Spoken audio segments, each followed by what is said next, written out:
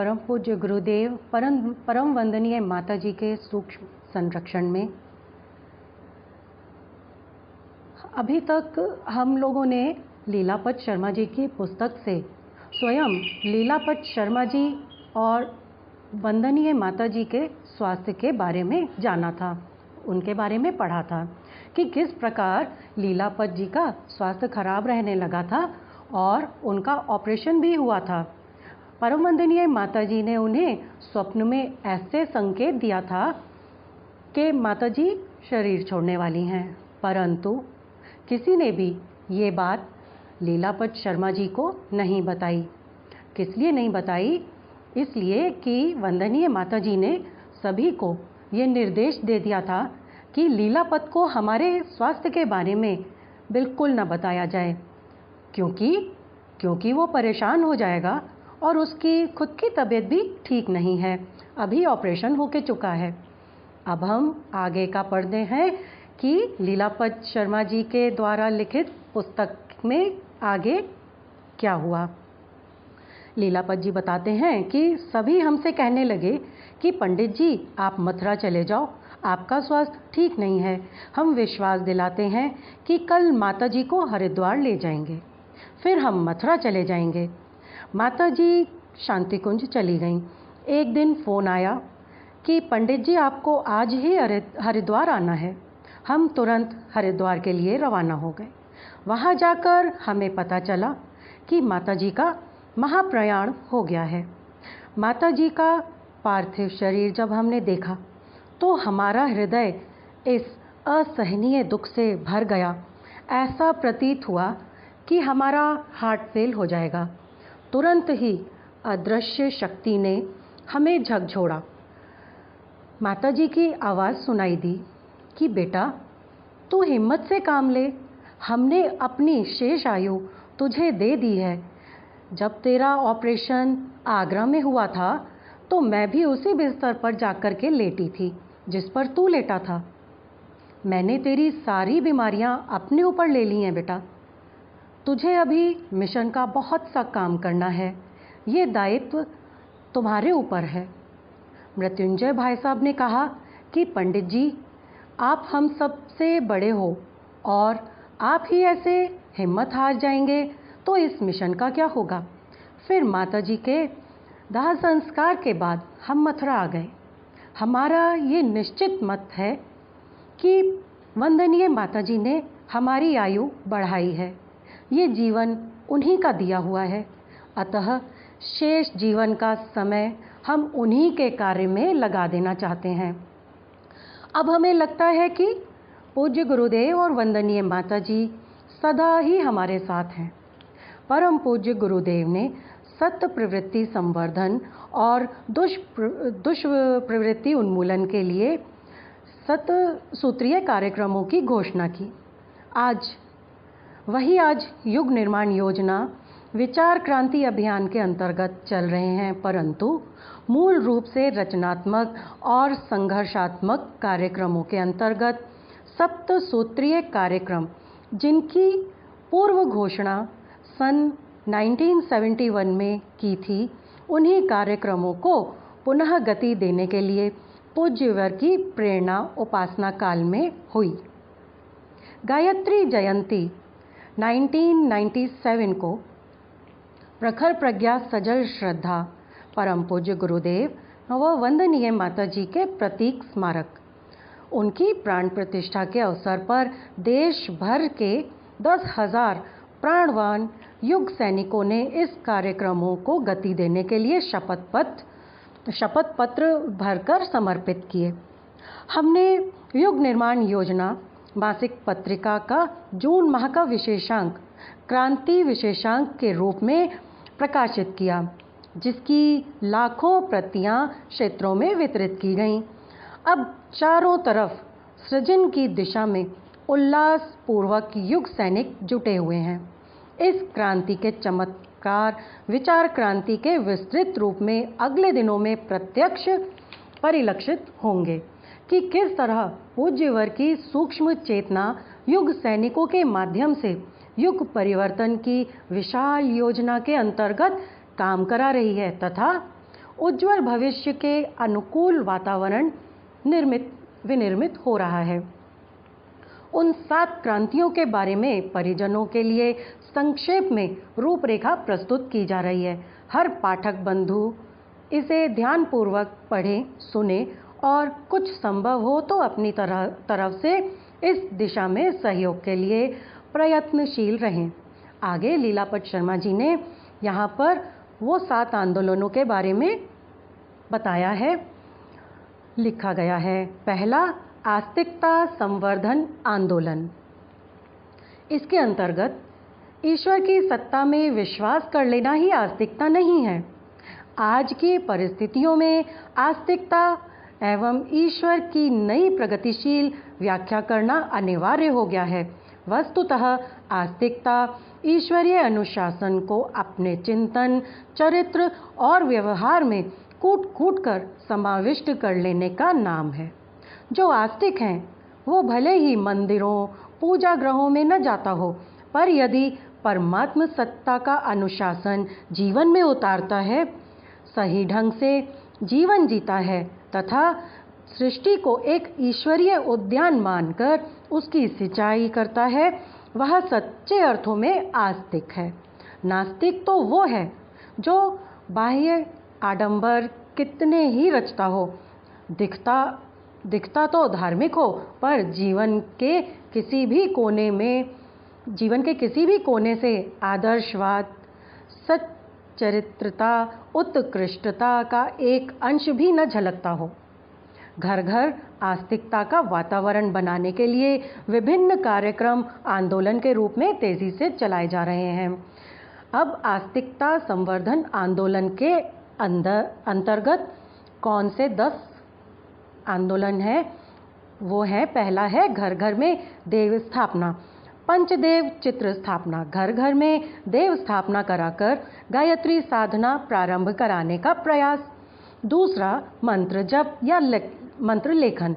विश्व कल्याण के लिए गायत्री मंत्र जप अथवा भगवत नाम जप या अपने समुदाय धर्म के मंत्र का जप करने की प्रेरणा देना। मंत्र लेखन साधना की सर्व सुलभ विधि बताकर प्रोत्साहित करना। बलि वैश्व यज्ञ। भोजन ग्रहण करने के पूर्व भोजन की 5 आहुतियाँ अग्निदेव को समर्पित करना और इस क्रिया का व्यापक प्रचार प्रसार करना। चौथे नंबर पर ज्ञान मंदिर की स्थापना। परिवार में देव मंदिर के साथ साथ ज्ञान मंदिर का होना भी अनिवार्य बताकर स्वाध्याय के प्रति निष्ठा जगाना। ज्ञान मंदिर की स्थापना मतलब कि घर में एक छोटा सा पुस्तकालय। 5वें नंबर पर श्री राम झोला पुस्तकालय। पूज्यवर्ग के विचार घर घर पहुंचाने के लिए श्री राम झोला पुस्तकालय द्वारा ज्ञान अमृत बांटने के लिए लोक सेवी कार्यकर्ताओं को प्रोत्साहन देना। 6ठे नंबर पर ज्ञान रथ।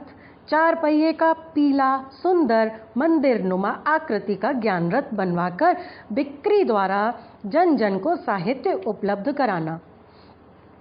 7वें नंबर पर संस्कार परंपरा। संस्कार परंपरा का पुनर्जीवन कर परिवारों में संस्कारों का प्रचलन चलाते रहने के लिए परिव्राजकों की सक्रियता करना। 8वें नंबर पर यज्ञ एवं धार्मिक आंदोलन। यज्ञ एक सामूहिक धर्मानुष्ठान है। इसके माध्यम से जन जागरण कर आस्तिकता के वास्तविक अर्थ का बोध कराना तथा पर्व आयोजनों के लिए अवसर पर आदर्श की दिशा में जन उत्साह का नियोजन करना। 9वें नंबर पर तुलसी रोपण। घर घर में तुलसी का पौधा लगाने तथा आस्तिकता एवं स्वच्छता का वातावरण बनाने के लिए सभी को प्रेरित करना। तुलसी की रोग निवारक क्षमता के कारण उसकी उपयोगिता को जन जन को समझाना। 10वें नंबर पर भोजन, जल और स्नान। हर व्यक्ति को भोजन से पहले 3 बार गायत्री मंत्र बोलकर भोजन ग्रहण करने के लिए प्रेरित करना। जल को गंगा जल की भावना के साथ ग्रहण करना तथा स्नान के समय गंगा जल में स्नान की भावना के साथ स्नान करने और स्थूल सूक्ष्म कारण शरीरों के पवित्र होने की भावना का संचार करना। ये 10 पॉइंट आस्तिकता संवर्धन आंदोलन के अंतर्गत आते हैं। दूसरा जो है वो है स्वास्थ्य संवर्धन आंदोलन। असंयम और अनुचित आहार विहार के कारण रोगों की जड़ मजबूत होती है और आरोग्य क्षीण होता है। जन जन को खाने के तरीकों तथा स्वास्थ्य संरक्षण सिद्धांतों को समझाना चाहिए। प्राकृतिक चिकित्सा द्वारा धूप, हवा, पानी, मिट्टी द्वारा सरल उपचार सिखाए जाने चाहिए। प्रज्ञा योग, सूर्य नमस्कार, योगासन, प्राणायाम, बंद मुद्रा, नेति आदि प्रचलन का प्रारंभ कराना चाहिए। आज आवश्यकता चौका क्रांति की भी है, जिसमें अंकुरित अन्न, छिलकों को न फेंकना, भाप से पकाना, शाकों, ऋतु फलों, सलादों का उपयोग जैसी अनेक बातें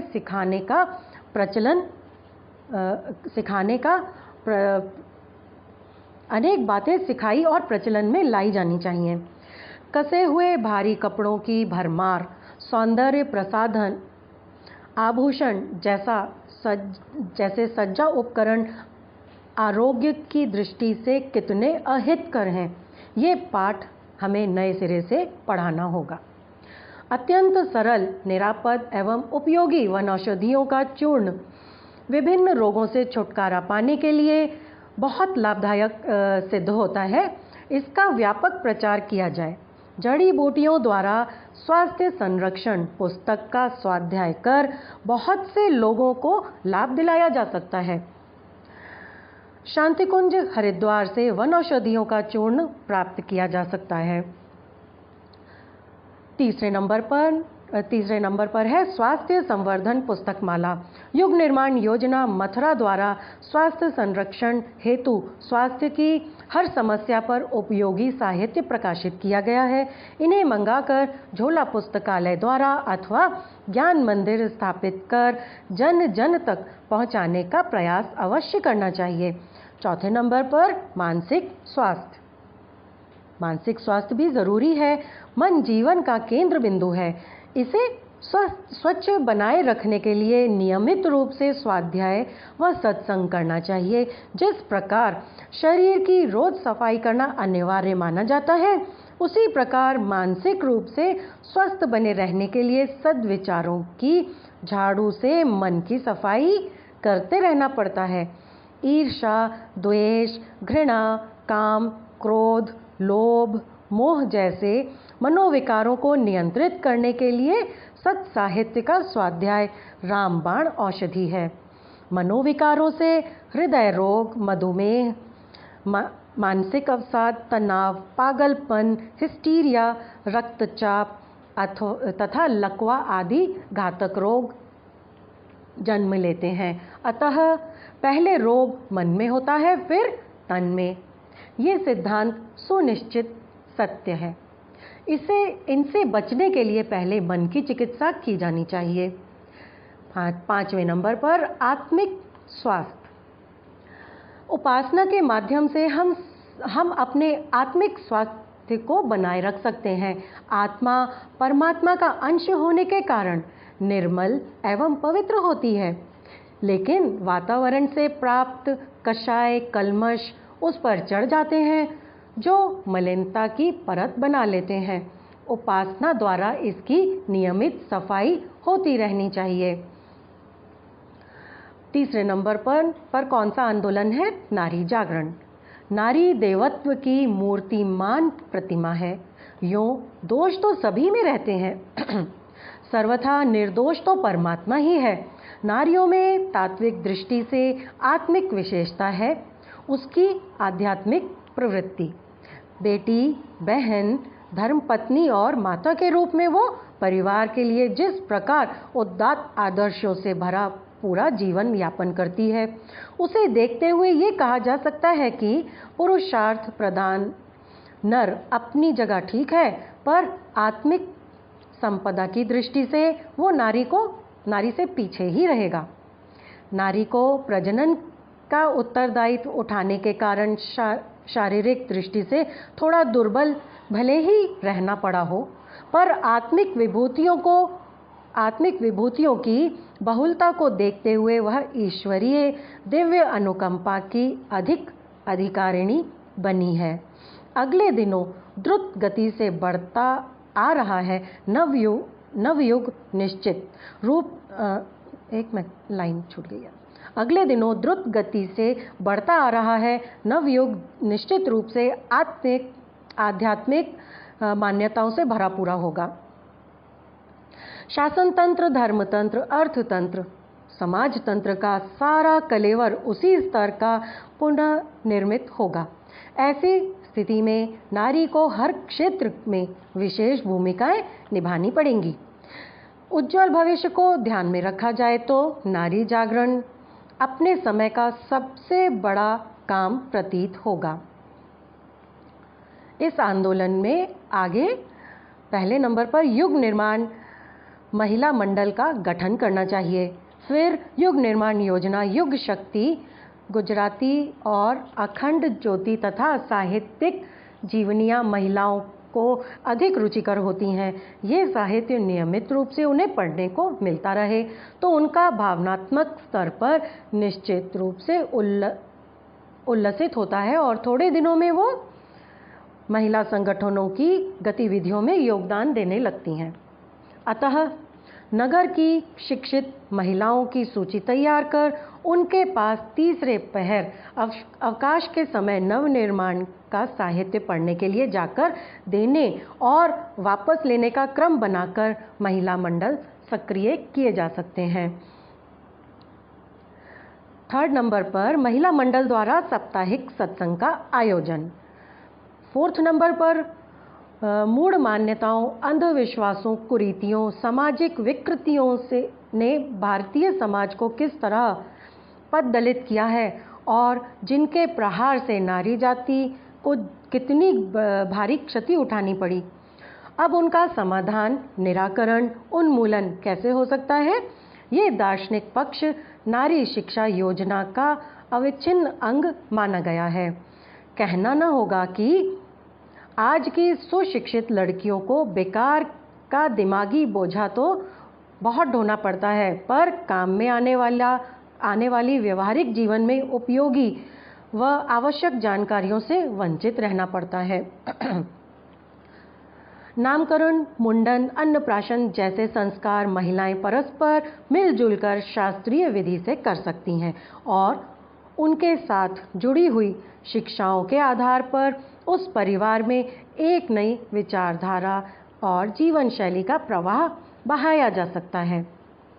जन्मदिन और विवाह दिन के उत्सव पर संगठित मंडली की महिलाएं एक पुष्प और एक बताशा का उपहार लेकर पहुंचा करें और शुभकामनाएं दें तो उनमें पारस्परिक घनिष्ठता भी बढ़ती चली जाएगी।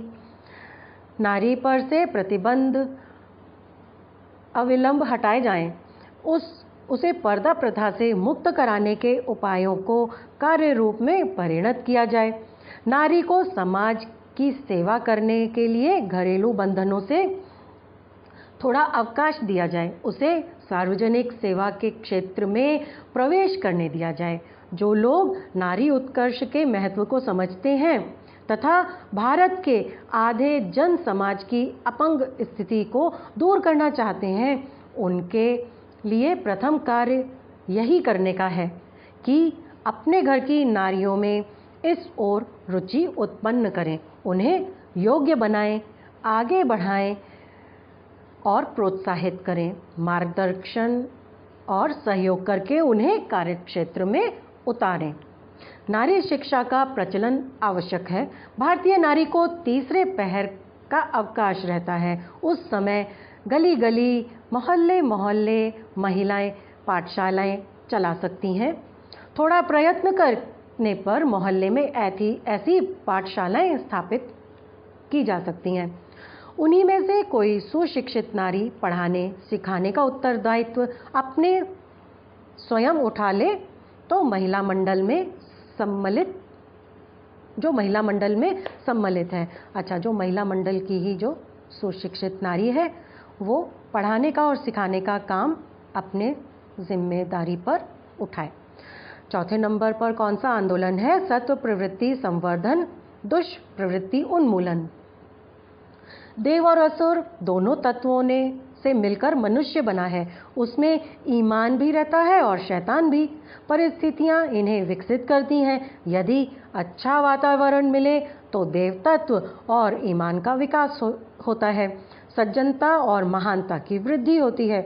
यदि बुरा वातावरण मिले तो उसका प्रभाव अंतरंग में छिपी असुरता को उभारता है और मनुष्य का चिंतन और कर्तव्य निकृष्ट स्तर पर पतोन्मुख बनता चला जाता है।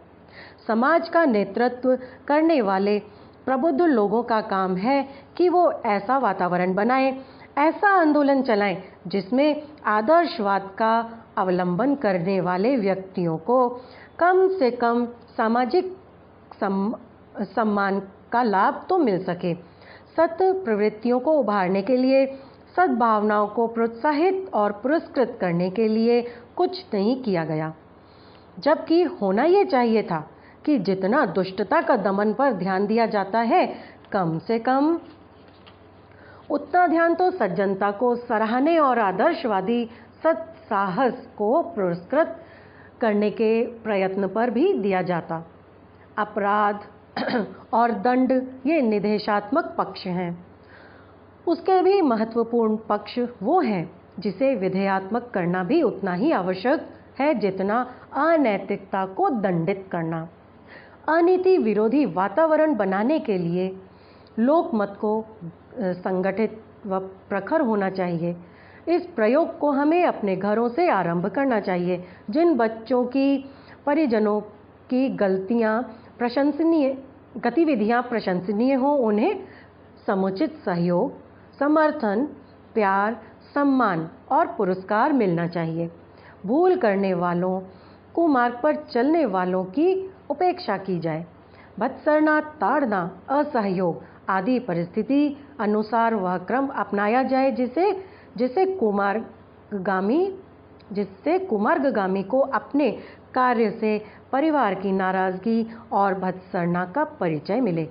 ये नीति परिवार के भावनात्मक विकास और व्यवस्था संतुलन में बहुत सहायक सिद्ध हो सकती है। आदर्श प्रस्तुत करने वाले ऐसे अनेक व्यक्ति मिल सकते हैं के कारण किसी ने प्रोत्साहित नहीं किया। ऐसे लोगों को प्रोत्साहन दिया जाए। ऐसे स्वर्गीय लोगों की जयंतियां मनाकर उनके चित्रों पर पुष्प चढ़ाना, उनके स्मारक स्वरूप वृक्ष लगाना, उनके जीवन वृतांत से सर्वसाधारण को अवगत कराना ऐसी पद्धति है जिससे हर व्यक्ति को सन्मार्गगामी लोकसेवी बनने का प्रोत्साहन मिल सकता है। आत्मशोधन के लिए हर दिन नया जन्म, हर रात नई मौत का जो मंत्र दिया गया है वो अति कारगर सिद्ध होता है। दिन भर अपने शारीरिक मानसिक क्रियाकलाप पर दृष्टि रखनी चाहिए। रात को सोते समय दिन भर की भूलों को शारीरिक दंडों के रूप में प्रायश्चित करना चाहिए। कान पकड़कर उठक बैठक लगाना चाहिए। अपने आप को चांटा मारना चाहिए। अमुक समय तक खड़े रहना चाहिए। एक टाइम लिमिट के हम पनिशमेंट के रूप में खड़े रहेंगे। सोने की अपेक्षा उतनी देर जागते रहना चाहिए। भोजन में कुछ कटौती या उपवास। इस प्रकार आत्म प्रताड़नाएं अपने को देकर और अगले दिन वैसी भूल न करने की चेतावनी देकर ये प्रायश्चित प्रक्रिया हर रात को पूरी कर लेनी चाहिए। हर प्रातः उठते ही सोच लिया जाए कि आज का एक दिन का जीवन है। रात को सोने के साथ ही आज की मृत्यु हो जाएगी। इस एक दिवसीय जीवन को सर्वोत्कृष्ट रीति से जीने की दिनचर्या प्रातः ही बना लेनी चाहिए, तो निसंदेह वो दिन अधिक श्रेष्ठता के साथ बीत सकता है। परिवार निर्माण के लिए भी संघर्ष की ज़रूरत पड़ती है। पत्नी व बच्चों को, बड़े और छोटों को समुचित प्यार किया जाए और उनकी सुविधा का पूरा ध्यान रखा जाए।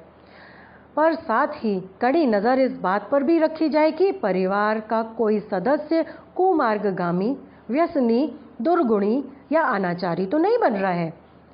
हर हालत में औचित्य की रक्षा की जानी चाहिए। ये संघर्ष यथासंभव मृदुल, सौम्य और स्नेहासिक्त रखा जाना चाहिए। रूढ़िवादिता और अनौचित्य के विरुद्ध संघर्ष बड़े बूढ़ों से भी किया जा सकता है। बड़ों का आदर करना, उनकी सुविधाओं का ध्यान रखना तथा शारीरिक सेवा करना छोटों का कर्तव्य है और इस शिष्टाचार को हर हालत में निभाया जाना चाहिए। पर उनकी अनुचित इच्छाओं तथा आज्ञाओं से सहयोग करने से साहस पूर्वक इनकार भी कर देना चाहिए जो इच्छाएं अनुचित हैं। ऊंच नीच, छुआछूत, पर्दा, नारी प्रतिबंध जैसी प्रथाएं मनुष्यता को कलंकित करने वाली कुरीतियां हैं। प्रश्न हिंदू परंपराओं का नहीं, विश्व विवेक और मानवीय न्याय का है। किसी संप्रदाय या किसी देश में कोई अनुचित परंपरा चल पड़े, इसका अर्थ ये तो नहीं होता कि वो बात उचित और न्यायसंगत भी ठहरा दी जाए। स्त्री और पुरुष के बीच खड़ी की गई दीवार सर्वथा अन्याययुक्त है।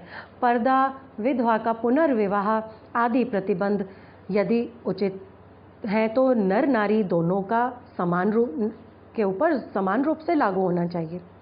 यदि अनुचित है तो दोनों पर से हटा देने चाहिए।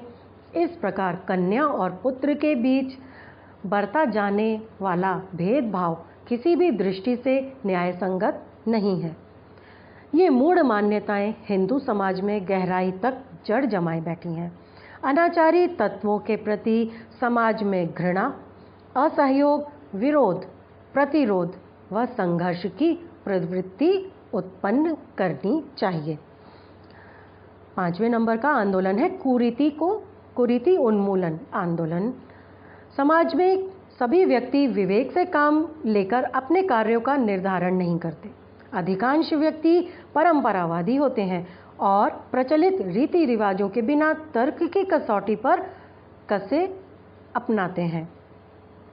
बहुत सी कुरीतियां समाज के लिए बहुत हानिकारक ही हैं। इन कुरीतियों को जड़ से उखाड़ फेंकने के लिए प्राणवान, जुझारू और संघर्षशील व्यक्तियों की आवश्यकता होगी। हिंदू समाज में एक बड़ा सरदर्द सामाजिक कुरीतियों के कारण उत्पन्न हो गया है। कितनी ही प्रथाएं ऐसी चल पड़ी हैं जो बहुत धन खर्च करने की मांग प्रस्तुत करती हैं। मध्यम श्रेणी का व्यक्ति ईमानदारी से उतना ही मुश्किल से कमा सकता है जिसमें उसके परिवार का गुजारा किसी प्रकार हो सकता है। इस महंगाई के ज़माने में लंबी चौड़ी बचत कर सकना सर्वसाधारण के लिए संभव नहीं है। आए दिन बहुत धन खर्च कराने की मांग करने वाली कुरीतियों का भी यदि मुंह भरना है तो बेईमानी के तरीके अपनाए बिना और कोई रास्ता नहीं मिलता। सही बात है। एक रास्ता ये भी है कि पेट पर पट्टी बांधकर साग सत्तू से गुजारा करते हुए बच्चों के मुंह में जाने वाली दूध की बूंदें बचाकर कौड़ी कौड़ी धन जोड़ा जाए और इन कुरीतियों की पिशाचिनी को तृप्त किया जाए। तीसरा तरीका है कि घर के बर्तन किवाड़ बेचकर मित्र रिश्तेदारों से कर्ज लेकर तत्काल का काम तो चला लिया जाए, पर पीछे भारी अभाव और तिरस्कार का जीवन बिताया जाए। जो ऐसी कुरीतियाँ, जो ऐसे पुराने रीति रिवाज चले आ रहे हैं, उनको पूरा करने के लिए बता रहे हैं गुरुदेव कि घर का सामान या तो बेच दो या गलत तरीके से कमा लो और इस तरह से अपनी जो पुरानी मान्यताएं जो आपका ये चला आ रहा है उसको पूरा करो। तो कर्ज का ब्याज सर पर चढ़कर दौड़ता रहे। इतना सब कुछ होते हुए भी हमारी मानसिक दुर्बलता ये सोचते नहीं देती कि क्या ये सामाजिक कुरीतियाँ आवश्यक ही हैं, क्या इन्हें सुधारा और बदला नहीं जा सकता। वर्ण व्यवस्था का विकृत स्वरूप हटे। ब्रह्मा जी ने अपने चारों पुत्रों को 4 कार्यक्रम सौंपकर उन्हें 4 वर्णों में विभक्त किया है। ज्ञान, बल, धन और श्रम। ये चारों ही शक्तियाँ मानव समाज के लिए आवश्यक थीं। इनकी आवश्यकता की पूर्ति के लिए वंशगत प्रयत्न चलता रहे और उसमें कुशलता तथा परिष्कृति बढ़ती रहे। इस दृष्टि से इन 4 कामों को 4 पुत्रों में बांटा गया था। चारों सगे भाई थे, इसलिए उनमें ऊंच नीच का कोई प्रश्न ही नहीं था। किसी का सम्मान, महत्व और स्तर न तो कम था न ज़्यादा था। अधिक त्याग तप के कारण, अपनी महानता प्रदर्शित करने के कारण ब्राह्मण की श्रेष्ठता तो रही, अन्य किसी वर्ण को भी हे या निम्न स्तर का नहीं माना गया था। आज स्थिति कुछ भिन्न है, आज बिल्कुल अलग है। 4 वर्ण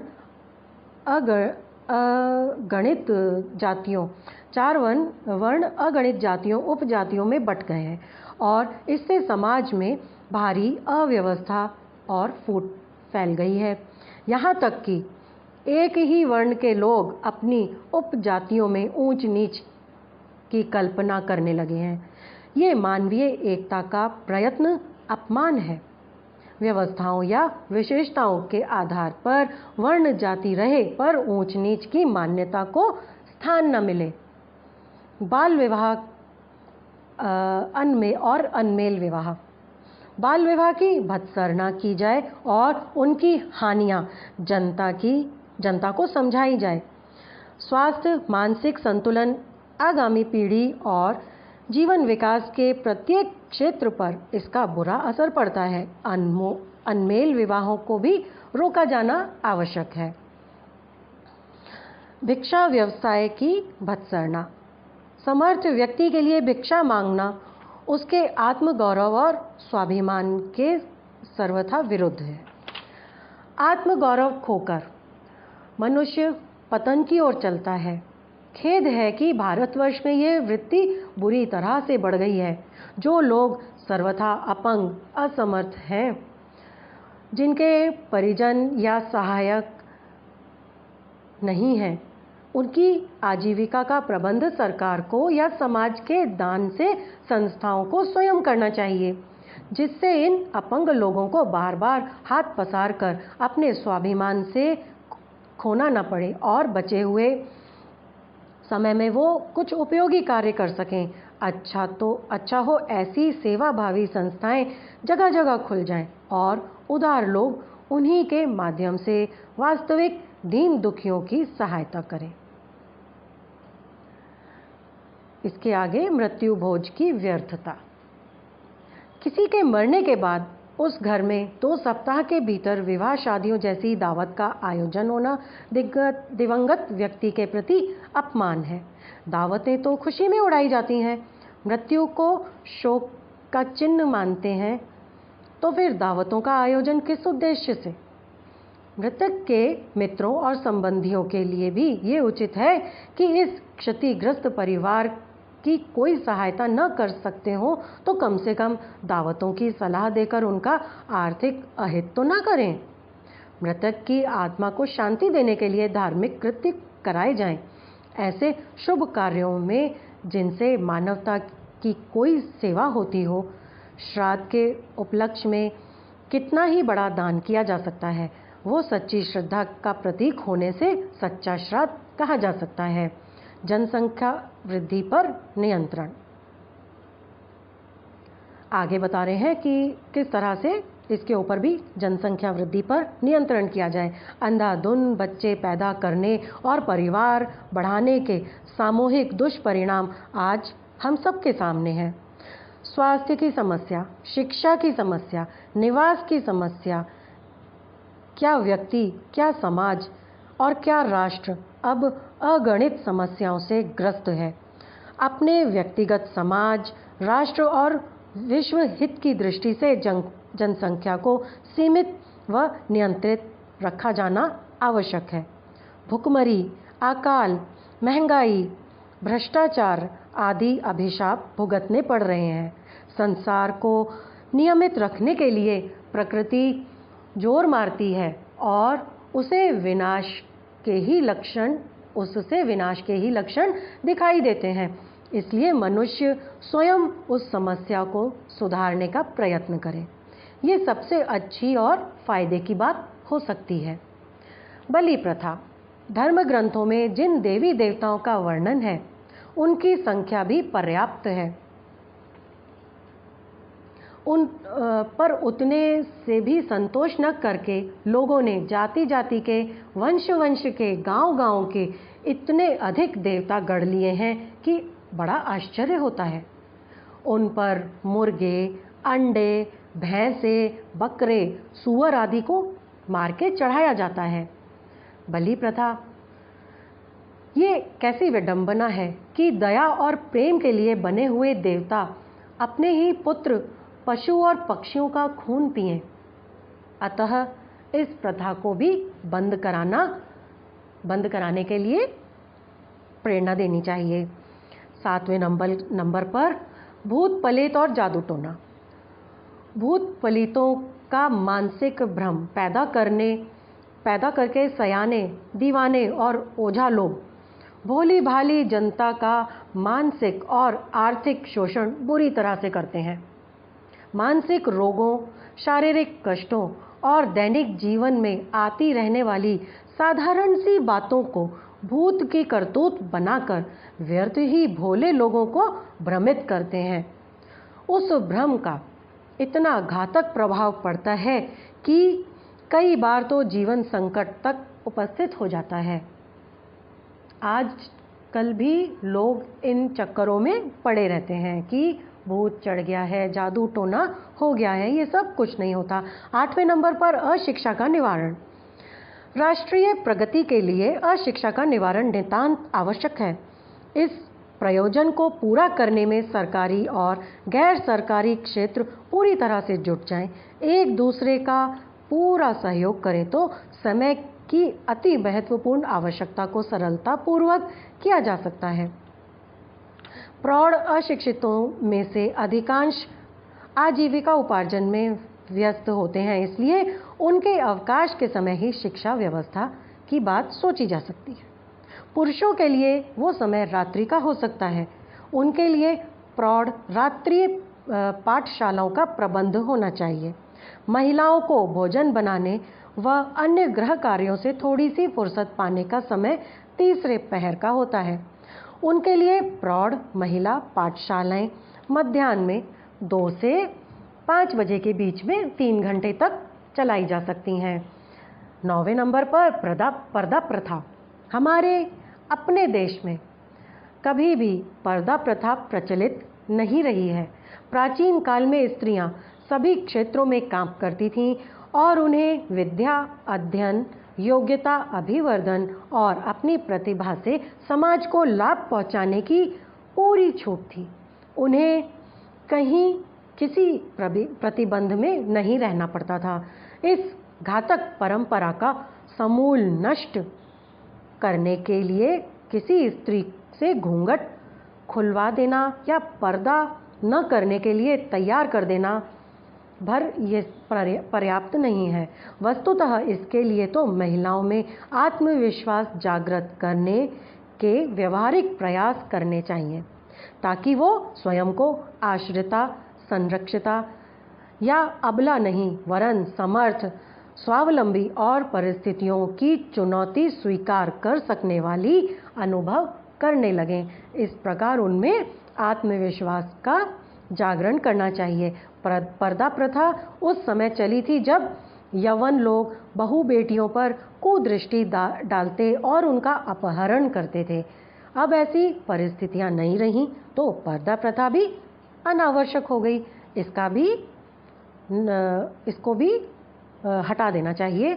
10वें नंबर पर जो है अश्लीलता का प्रतिकार। अश्लील साहित्य और विकारोत्तेजक चित्र, गंदे उपन्यास, कामुकता भरी फिल्में, गंदे गीत, अमर्यादित काम चेष्टाएं, नारी में विद्यमान शील संकोच, मर्यादा का व्यतिक्रम, दुराचारों के भौंडे ढंग से चर्चा आदि अनेक बुराइयां अश्लीलता के अंतर्गत आती हैं। इनसे दाम्पत्य पर बुरा प्रभाव पड़ता है और शरीर और मस्तिष्क खोखला होता है। अतः इनका भी प्रतिकार करना चाहिए। मादक द्रव्यों से होने वाली हानियां सर्वविदित हैं।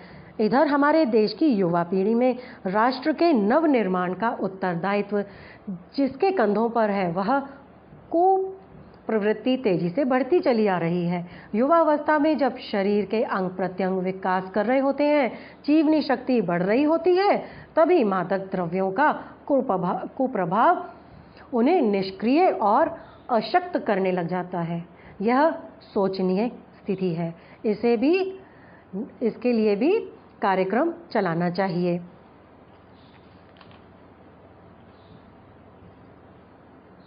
इसी प्रकार इसमें लीलापत शर्मा जी ने सभी आंदोलन के बारे में और क्या कहते हैं, इसी के बारे में और जो हमारे संकल्प हैं वही उन्हीं का आगे वर्णन किया है।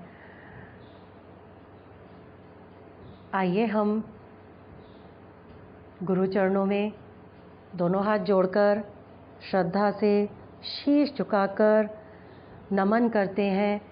परम पूज्य गुरुदेव परम वंदनीय माता जी का स्नेह आशीर्वाद हम सभी को इसी प्रकार मिलता रहे। हम सभी को इसी प्रकार वो आशीर्वाद देते रहें, अपने संरक्षण में रखें। दोनों हाथ जोड़कर साष्टांग नमन। ओम नमो स्वनंताय सहस्त्रमूर्तये सहस्रपादाक्षशिरो रुबाहवे सहस्रनाम्ने पुरुषाय शाश्वते सहस्रकोटि युगधारिणे नमः सहस्रकोटि युगधारिणे नमः।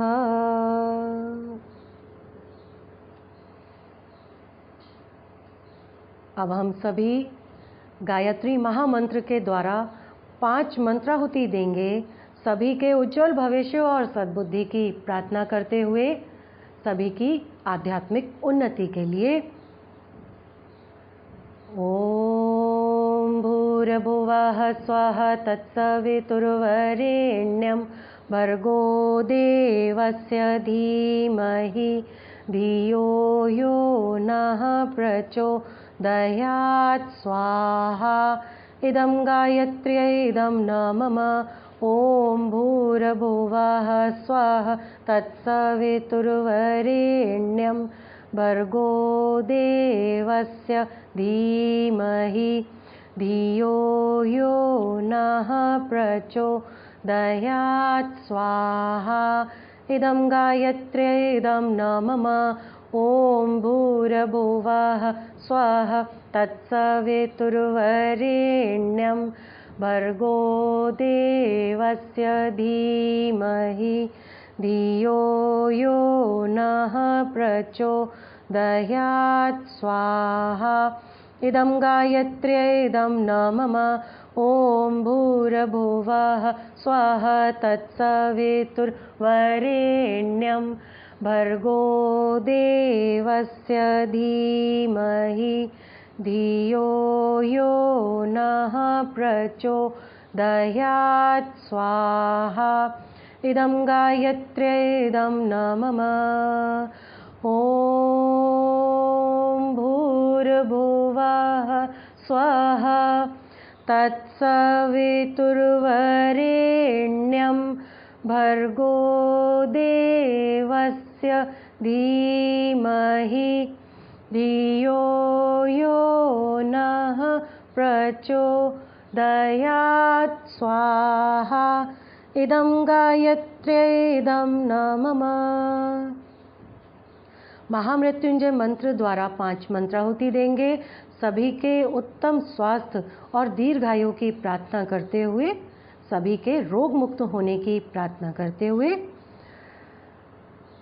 ओम ॐ त्र्यम्बकं यजामहे सुगन्धिं पुष्टिवर्धनम् उर्वारुकमिव बन्धनान् मृत्योर्मुक्षीयमामृतात् स्वाहा। इदं महामृत्युञ्जयायेदं न मम।